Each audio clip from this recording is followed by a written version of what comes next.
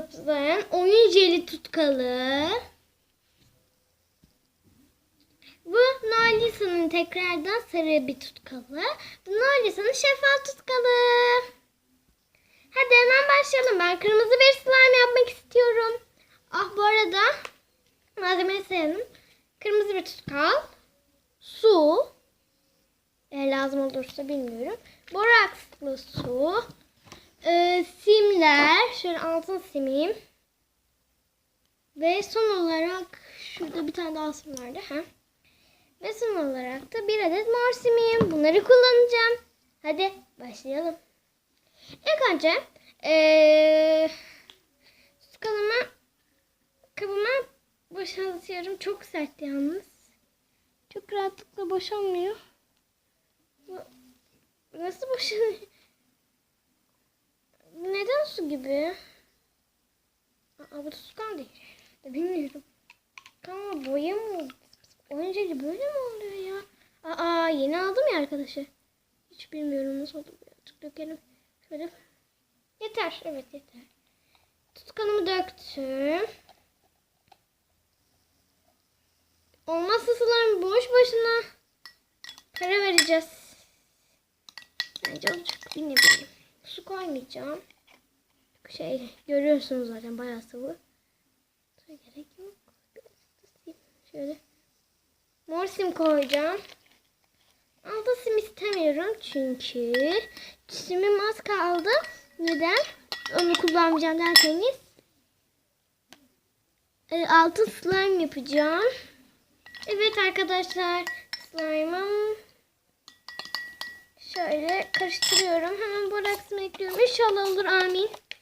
Amin. Evet arkadaşlar. Slime'ım jelleşmeye başladı. Harika oluyor. Bakın jelleşmeye başladı. Borakslı su ekleyelim. Evet slime'ım olmak üzere. Şöyle göstereyim. Gördünüz mü bilmiyorum. Vallahi slime harika oluyor. Harika ötesi slime. Yapışıyor mu elime? Evet yapışıyor. Birazcık daha buraya sıkalım. Şöyle yeni aldığım için nasıl yapıldığını pek bilmiyorum ama yani slime'ın nasıl yapıldığını biliyorum ama tutkal yeni olduğu için korkuyorum. Hani bu kadar sıvı bir tutkal hayatımda görmedim ya, su gibi sanki. Evet slime'ım oldu. Nasıl oldu sence? Elime hiç yapışıyor pardon. Birazcık da borakslı su eklesek. Kamerayı şöyle tutuyorum. Borakslı suyu şöyle bir yere koydum. O da sprey bitmişti. Ben de diyeyim neden bunu atayım. Boraks koyayım içine dedim. Sürekli boraks yapıyorum arkadaşlar. Yani boraksın bitmek üzere. O yüzden 2 bardak koydum içine bunu. Boraks yaptım 2 bardak. İçine koydum. Ne oldu yani? Evet slime'ımız hazır. Dokusu çok harika. Arkadaşlar buna dokunmanız lazım sizin. Ay çok güzel ama bu ne bileyim birazcık daha sanki boraks istiyor. Öyle birazcık arkadaşlar elim sümük. Neyse boş ver. Hadi sıktık. Birazcık daha boraksa koyup karıştırıyorum. Bunun kıvamı. Bakın burada nasıl yapılıyormuş.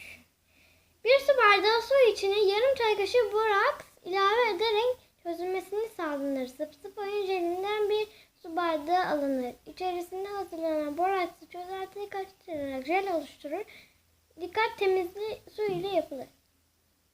Temizliği su ile yapılmış. Çok güzel. Sanki ben de bunu bilmiyordum. Zaten tutkallarda öyle yazıyor.